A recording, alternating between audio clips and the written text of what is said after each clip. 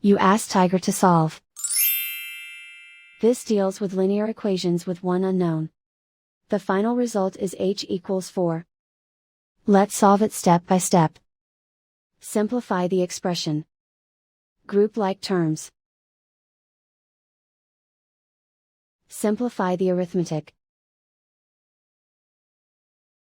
Group all constants on the right side of the equation. Add 12 to both sides. Simplify the arithmetic.